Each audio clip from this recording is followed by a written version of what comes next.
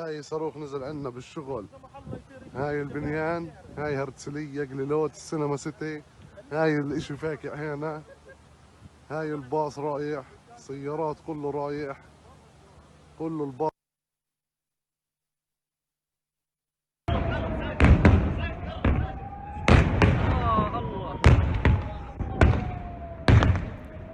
మూడో ప్రపంచ యుద్ధం మొదలైందా అంటే అవుననే వార్తలు బలపడుతున్నాయి. ముఖ్యంగా పశ్చిమాసియాలో యుద్ధ పేరు మోగింది. వందలాది బాలిస్టిక్ క్షిపణులు రాకెట్ల ప్రయోగంతో ఒక్కసారిగా ఇరాన్ ఇజ్రాయెల్పై విరుచుకుపడింది. దీంతో ఇరాన్ ఇజ్రాయెల్ మధ్య ప్రత్యక్ష యుద్ధం మొదలైంది. చాలా సీరియస్గా వార్ స్టార్ట్ అయింది. ఒకేసారి దాదాపు 200 క్షిపణుల ప్రయోగం చేసింది ఇరాన్. రాజధాని టెల్ అవీవ్తో పాటు జెరూసలంలో విధ్వంసం సృష్టించింది. దీంతో విమానాశ్రయాలు కూడా మూతపడ్డాయి. మరోవైపు ఇజ్రాయెల్ వ్యాప్తంగా సైరన్ మోతలు మోగుతున్నాయి.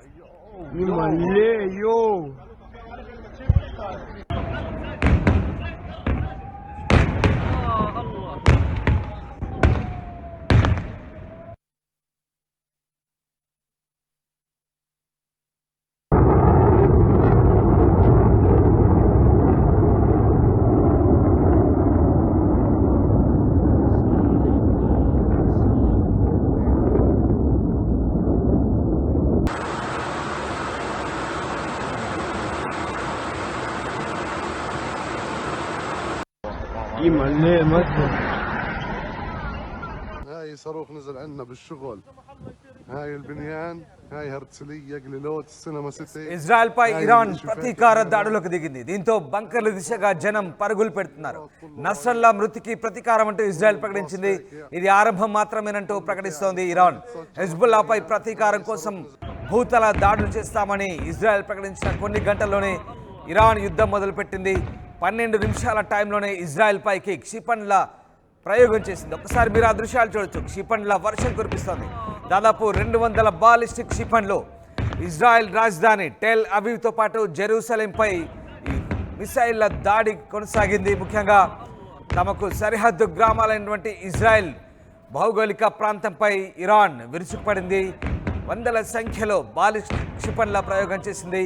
ఇటు బాంబు షెల్టర్లోకి ఇజ్రాయెల్ వాసులు తలదాచుకుంటున్న పరిస్థితి. మొత్తం మీద దేశమంతటా సైరన్ల మోత మోగుతోంది. ఇటు ఇరాన్ దాడిని ఎదుర్కొంటామంటూ ఇజ్రాయెల్ ప్రధాని బెంజమిన్ నెతన్యాహు ప్రకటించారు ఇరాన్ క్షిపణులను. మరోవైపు అమెరికా కూడా అడ్డుకుంటుంది. ఇటు ఇజ్రాయెల్ను టార్గెట్ చేసిన క్షిపణులను అమెరికా కూడా తిప్పికొడుతున్న పరిస్థితి కనబడుతోంది. మొత్తం మీద జులైలో టెహ్రాన్లో ఉన్న హమాస్ నేత ఇస్మాయిల్ హనియే బాంబు దాడిలో ప్రాణాలు కోల్పోయారు. ఈ చర్య వెనుక ఇజ్రాయెల్ ఉండడంతో ఇరాన్ ఆగ్రహంతో ఊగిపోయింది.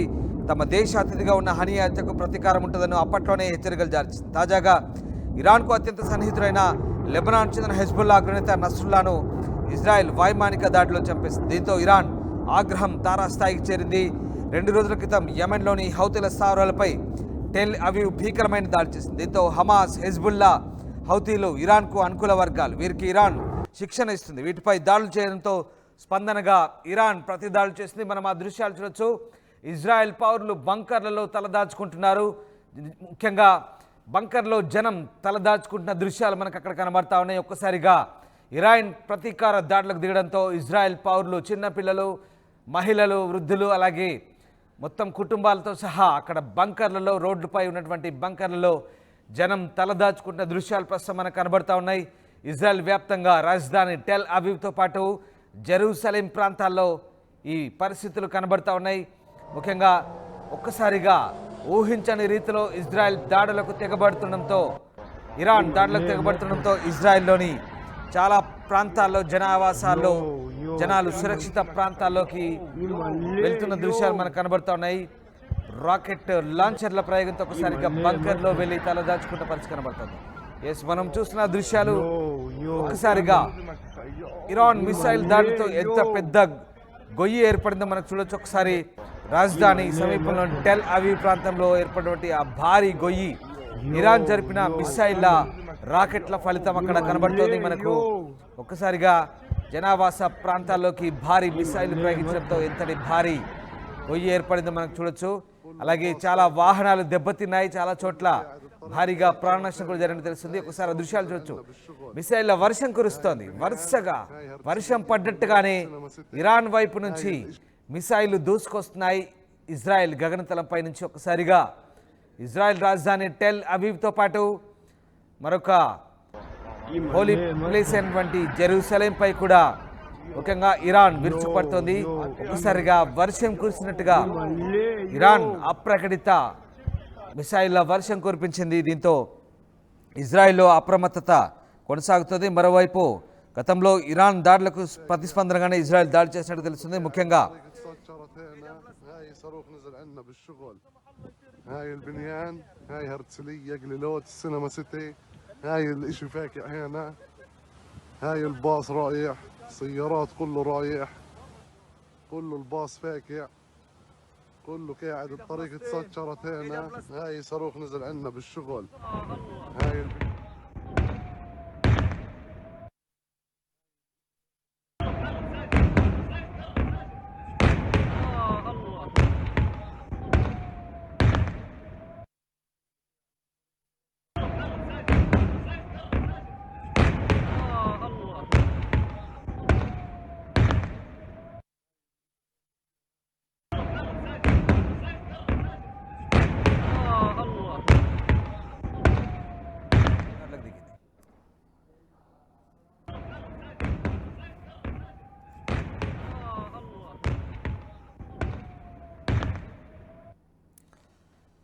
రైట్, ఓవైపు లెబనాన్కు దండగా నిలుస్తున్న ఇరాన్ కూడా ప్రతీకార దాడులు చేస్తోంది. ఇజ్రాయెల్పై విరుచుపడింది. అమెరికా నిఘా వర్గాల హెచ్చరికలు చేసిన కొద్దిసేపట్లోనే అది నిజం చేస్తూ మంగళవారం రాత్రి పెద్ద ఎత్తున వైమానిక దాడులకు దిగింది.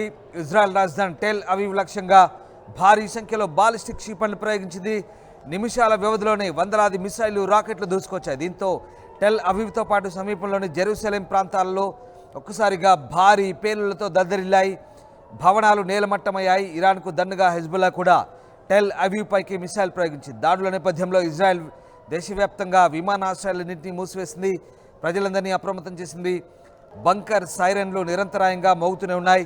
ప్రాణాలు కాపాడుకునేందుకు జనం బంకర్లు, సురక్షిత ప్రాంతాలకు పరుగులు తీశారు. అటు జోర్డాన్ రాజధాని అమాన్పై కూడా మిసైళ్లు దూసుకెళ్లి కలకలం రేపాయి. దీంతో ఇటు ఇరాన్ దాడులను అమెరికా అధ్యక్షుడు జో బైడెన్ తీవ్రంగా ఖండించారు. స్వీయ రక్షణ చేసుకునేందుకు ఇజ్రాయెల్కు అన్ని విధాలుగా అండగా ఉంటామంటూ అమెరికా ప్రకటించింది. ఇరాన్ మిసైళ్లను నేలకూర్చడంలో ఇజ్రాయెల్కు సహకరించాల్సిందిగా అమెరికా సైన్యాన్ని ఆదేశించారు. దీంతో మధ్యధరా సముద్రంలో అమెరికా యుద్ధ నౌకలు కూడా రంగంలోకి దిగి ఇరాన్ క్షిపణులను అడ్డుకుని కూల్చివేశాయి. ఇరాన్ దాడులకు తెగబడితే ఇజ్రాయెల్కు దండగా అమెరికా రంగంలోకి దిగాల్సి వస్తుందంటూ ఇప్పటికే హెచ్చరించింది. దీంతో మధ్యప్రాచ్యంలో మోహరించిన అమెరికా యుద్ధ నౌకలు యుద్ధ విమానాల దిశగా రంగంలోకి దిగే సూచనలు కనిపిస్తున్నాయి. ఇదే జరిగితే మూడో ప్రపంచ యుద్ధం తప్పదా అనే వాతావరణం కల్పిస్తోంది. మొత్తం మీద అమెరికా అధ్యక్షుడు జో బైడెన్ ఇరాన్ను తీవ్రంగా హెచ్చరించారు. ఇజ్రాయెల్, ఇరాన్ల మధ్య ఉద్రిక్తలు తీవ్రమైతే అమెరికాతో పాటు పాశ్చాత్య కూటమి రంగంలోకి దిగే అవకాశం ఉంది. దీంతో యుద్ధం మరిన్ని దేశాలకు విస్తరించే ప్రమాదం పొంచి ఉంది.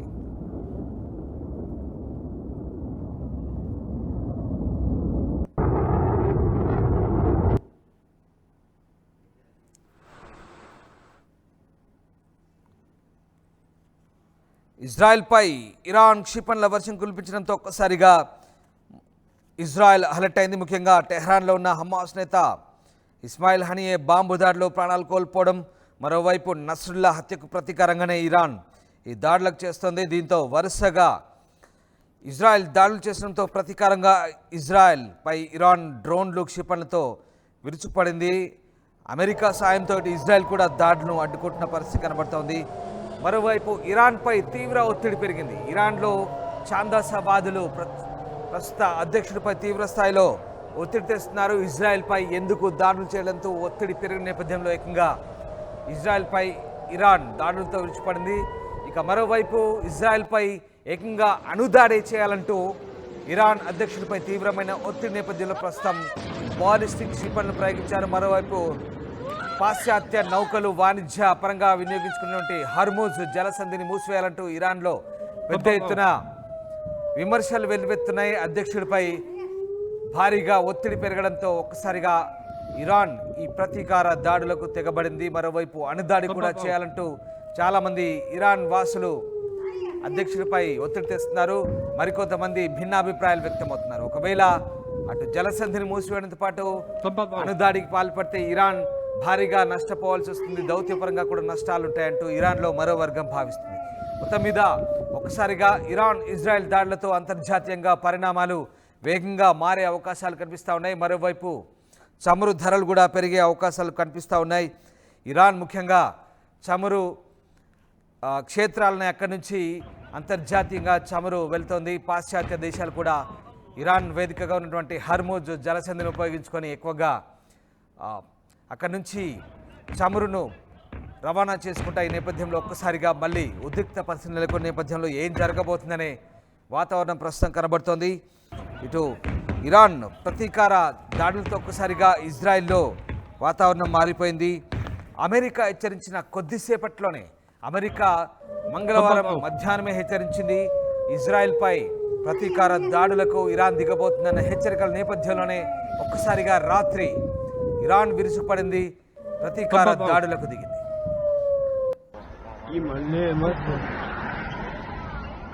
هاي صاروخ نزل عندنا بالشغل.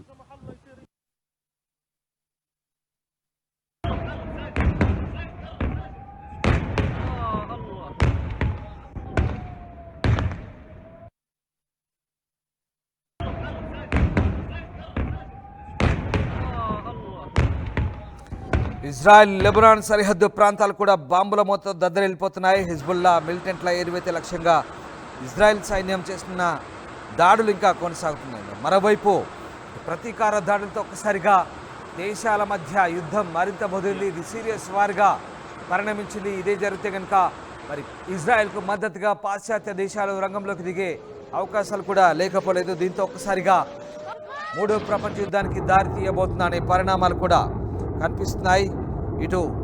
అటు టెల్ అవీవ్ సమీపంలోని జఫా ప్రాంతంలో ఒక్కసారిగా ఉగ్ర కాల్పులు కూడా కలకలం రేపాయి. 6 ఉగ్రవాదుల కాల్పుల్లో ఇజ్రాయెల్ పౌరులు మృతి చెందడంతో ఇజ్రాయెల్ పోలీసులు సైన్యం ఒక్కసారిగా అలర్ట్ అయింది.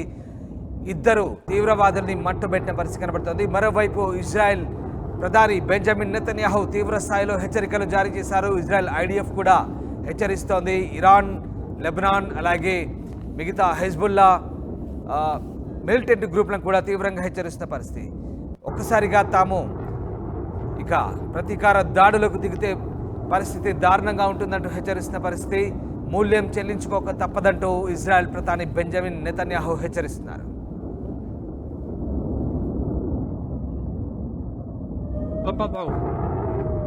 כמו במתקפת הטילים, גם מאחורי הפיגוע הזה יש יד מכוונת ורצחנית. היא מגיעה מטהרן. הערב איראן שוב תקפה את ישראל במאות טילים. המתקפה הזאת נכשלה. היא סוכלה בזכות מערך ההגנה האווירי של ישראל, שהוא המתקדם ביותר בעולם, ואני מברך את צה"ל על ההישג המרשים. היא גם סוכלה בזכות הערנות והאחריות שגיליתם אתם, אזרחי ישראל. ואני מודה גם לארצות הברית על תמיכתה במאמץ ההגנה שלנו. איראן עשתה הערב טעות גדולה, והיא תשלם על כך. המשטר באיראן לא מבין את נחישותנו להגן על עצמנו ואת נחישותנו לגמול לאויבינו. סינואר ודף לא הבינו זאת, נסראללה ומוחסן לא הבינו זאת, וכנראה יש בטהרן אלה שלא מבינים זאת. הם יבינו. נעמוד בכלל שקבענו. מי שתוקף אותנו, אנחנו תוקפים אותו. זה נכון בכל מקום כשאנחנו נלחמים בציר הרשע. זה נכון ליהודה ושומרון, זה נכון לעזה, ללבנון, לתימן, לסוריה, וזה נכון גם לאיראן. אנחנו נלחמים בציר הרשע בכל מקום, כולל חיילינו הגיבורים שפועלים עכשיו בדרום לבנון ובעזה. היום יותר מתמיד, כוחות האור בעולם חייבים להתאחד ולפעול יחד נגד משטר האייתולות החשוך שהוא מקור הטרור והרוע באזורנו. עליהם לעמוד לצד ישראל. הבחירה מעולם לא הייתה ברורה יותר, בין העריצות לחופש, בין הברכה לכללה.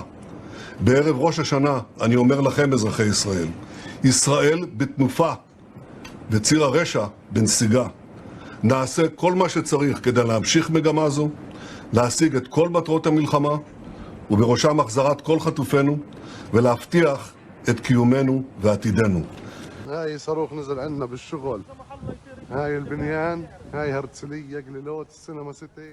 هاي الاشي రైట్ ఇజ్రాయెల్ ప్రధాని బెంజమిన్ నెతన్యాహు తీవ్రంగా స్పందించారు. మధ్యప్రాచ్యంలో తాము చేరలేని ప్రదేశం అంటూ లేదంటూ ఆయన పునరుద్ఘాటించారు. మొత్తానికి హమాస్ను ఏరివేసేందుకు గాజాపై ఏడాది క్రితం ఇజ్రాయెల్ తెరతీసిన దాడులు చివరికి లెబనాన్ ఇరాన్తో పూర్తిస్థాయి యుద్ధం దిశగా దారితీసేలా కనిపిస్తున్నాయి. ఈ పరిణామంపై ప్రపంచ దేశాలన్నీ ఆందోళన చెందుతున్నాయి. గత ఏప్రిల్లో కూడా ఇజ్రాయెల్పై ఇరాన్ అనూహ్యంగా దాడికి దిగింది. అయితే అది ప్రయోగించిన క్షిపణులన్నింటినీ ఇజ్రాయెల్ మధ్యలోనే అడ్డుకుంది. ఈ నేపథ్యంలో తాజాగా చేసిన దాడులతో ఒక్కసారిగా ఇజ్రాయెల్ ఉరికి పడింది. మొత్తం మీద అటు ఇజ్రాయెల్ లెబనాన్ లక్ష్యంగా భూతల దాడులకు కూడా దిగుతోంది. మరోవైపు హౌతీ లక్ష్యంగా ఎర్ర సముద్రంలో హుదైదా నగరానికి కూడా ఇజ్రాయెల్ చేరుకుంది. అక్కడ కూడా దాడులు చేస్తుంది. ఈ నేపథ్యంలో ఒక్కసారిగా హెచ్చరించి మరి లెబనాన్లోకి చొచ్చుకొచ్చింది. ఇజ్రాయెల్ భూతల దాడులు చేసింది. దక్షిణ సరిహద్దులోని లిథానీ నదికి మధ్యన 20 కిలోమీటర్ల పరిధిలోని గ్రామాలు పట్టణాల్లో ఒక్కసారిగా ఆ భౌగోళిక ప్రాంతాలను ఇజ్రాయెల్ ఆక్రమించినంత ఒకసారిగా వాతావరణం మరింత వేడెక్కింది. దీంతో ఇరాన్ ఇక ప్రతీకార దాడులకు దిగింది. లెబనాన్, హమాస్, గాజా, పాలస్తీనా అలాగే ఇరాన్ ఇన్ని రకాల దాడులు, హౌతీ ఈ దాడులన్నింటినీ ఉపేక్షించడం లేదంటూ ఇక ఇరాన్ ప్రత్యక్ష దాడులు దిగడంతో ఒక్కసారిగా నిన్న మంగళవారం రాత్రి 10 గంటలకు ఇజ్రాయెల్పై వందలాది బాలిస్టిక్ క్షిపణులు మిసైళ్లతో ఇరుచుకుపడింది. దీంతో ఇజ్రాయెల్లో చాలామంది ప్రజలు బంకర్లో తలదాచుకున్నారు. రాజధాని టెల్ అవీవ్తో పాటు జెరూసలేం ప్రాంతాల్లో ముఖ్యంగా ఇరాన్కు సరిహద్దు ప్రాంతాల్లో ఇరాన్ ఈ దాడులకు దిగడంతో ఒక్కసారిగా ఉద్రిక్త వాతావరణం నెలకొంది.